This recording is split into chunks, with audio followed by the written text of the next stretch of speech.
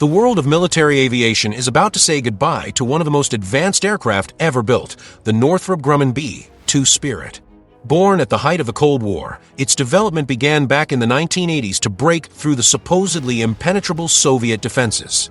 To do that, they built a $4 billion plane that just vanishes from enemy radar, like a ghost in the sky. And that's why, to this day, it's still seen as one of the most advanced aircraft ever created by mankind.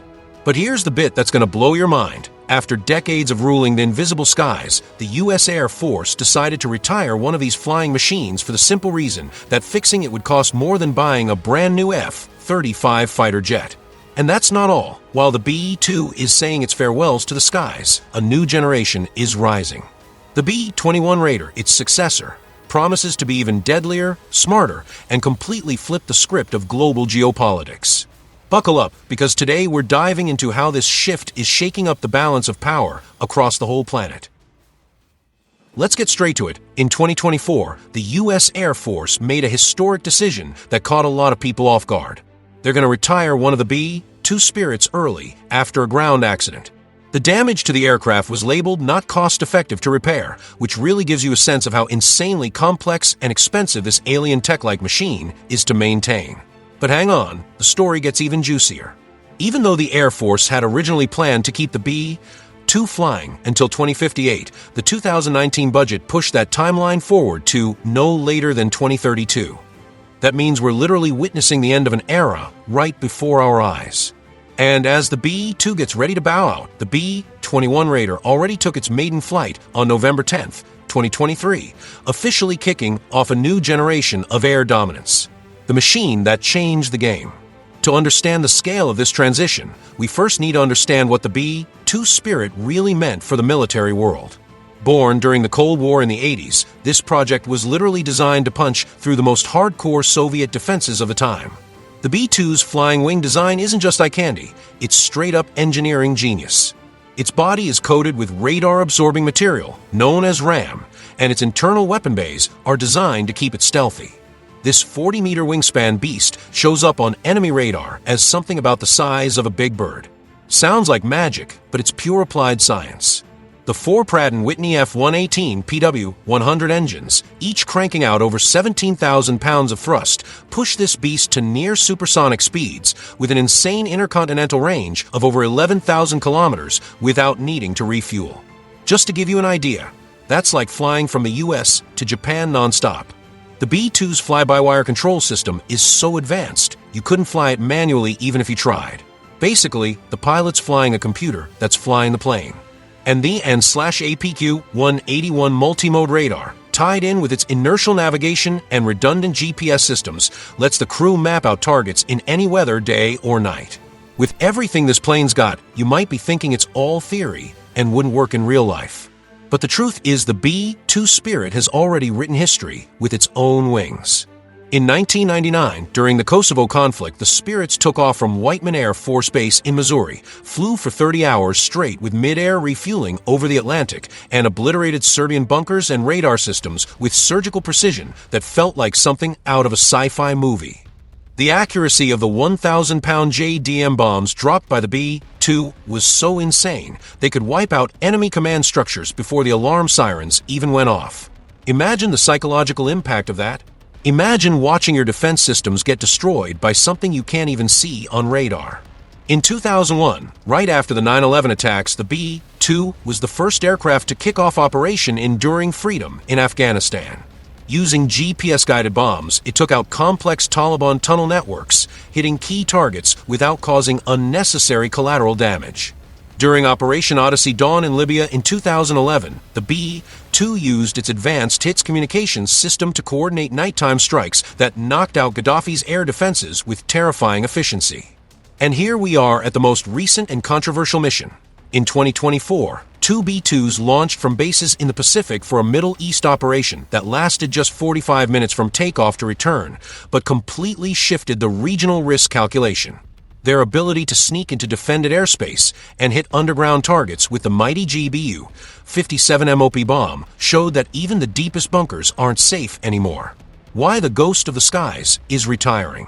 But if it's so badass, why are they retiring this beast? The answer's brutally simple: money and tech reality. The Air Force's plan includes retiring one B-2 Spirit and 251 other aircraft in 2025, and that's no coincidence. With an estimated operational cost of $135,000 per flight hour and annual maintenance costs of over $30 million per unit, keeping a fleet of just 20 B-2s flying has become financially unsustainable for the Defense Department's budget. But it's not just about money. Military tech is evolving at breakneck speed, and modern electronic jamming systems and AESA radars in L/S bands, developed by countries like Russia and China, have started to chip away at the B-2's invisibility. It's a tech cat-and-mouse game, and eventually the mouse either evolves or gets caught. Internally, the B-2 is dealing with radar-absorbing material degradation and natural structural fatigue after decades of use. These planes need long stints inside climate-controlled hangars, and even the complex radar upgrade programs can't keep up with its natural decline. But as the B-2 says its goodbyes, a new legend is rising in the skies. The B-21 Raider had its first flight on November 10, 2023, and by September 2024, 3 aircraft were already undergoing program testing. Created under the Long Range Strike Bomber program, the B-21 Raider takes everything learned from the Spirit and cranks it up. It's smaller than the B-2, about 132 feet wingspan compared to the B-2's 172, but it has roughly half the empty weight, meaning better efficiency and lower operating costs. Additive manufacturing, ultra-strong carbon fibers, and AI-ready avionics make the Raider about 30% cheaper to build and fly. Its expected payload capacity is 20,000 pounds, less than the B-2's, but today's precision weaponry more than makes up for that difference. The B-21's S-band AESA radar, paired with a stealthy fuselage designed for easy maintenance and modular upgrades, makes this jet the primary strategic deterrent vehicle through at least 2080. The geopolitical impact of the new generation. The B-2's very existence during its decades of service forced rival powers to sink billions into wideband radars, jamming countermeasures, and deeper bunkers. The B-2 created what experts call a 360-degree invisible conflict doctrine, where deterrence isn't about how many planes you've got, but whether you can strike without warning, anywhere on Earth, anytime. Now, with the shift to the B-21, we're seeing a new underground arms race. Russia is fast-tracking its PAC-DA development, and China is going all in on its H-20, both trying to catch up with U.S. stealth capabilities.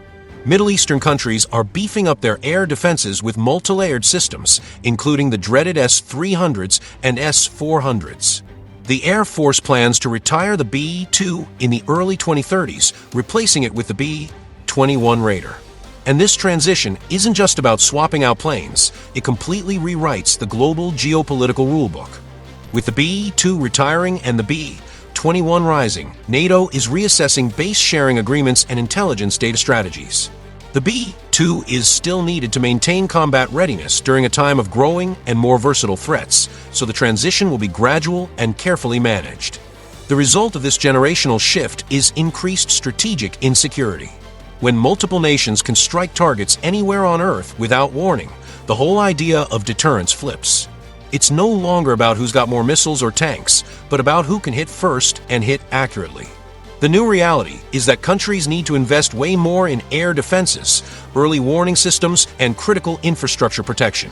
This creates a domino economic effect where nations pour massive resources into defense that could have gone towards social or economic development. The future is already here. The switch from the B-2 to the B-21 isn't just about new planes. It's a new era. We're witnessing the birth of a new military doctrine where stealth, fused with artificial intelligence, completely rewrites the geopolitical playbook. General Thomas Boussier, head of Air Force Global Strike Command, said, "The demand for this aircraft, in my opinion, is only going to increase." In other words, get ready to see the B-21 in action very soon. So what does that mean for the world? It means no bunker is too deep, no defense is impenetrable, no secret is safe. The B-2 Spirit era is coming to an end, but its legacy will live forever. For decades, this machine proved that real power isn't in what you can see, but in what you can't detect until it's way too late. And now, with the B-21 Raider taking over the skies, a new age of invisible dominance is just getting started. The game has changed again, and the rules are being rewritten in real time. One thing's for sure, next time you hear about a mysterious explosion somewhere in the world and no one knows how it happened, remember this story. Remember the ghost that changed the world and its even deadlier successor. Because in the end, the real weapon isn't what you can see, it's what's flying right above your head at this very moment, and you don't even know it's there. And that wraps up our journey through the B-2 Spirit and the rise of the B-21 Raider. But tell me, do you really believe the B-21 will be as revolutionary as the B-2 was? Drop your thoughts in the comments. I read them all. If you liked the video, hit that like button and subscribe to the channel, and I'll see you on the next battlefield.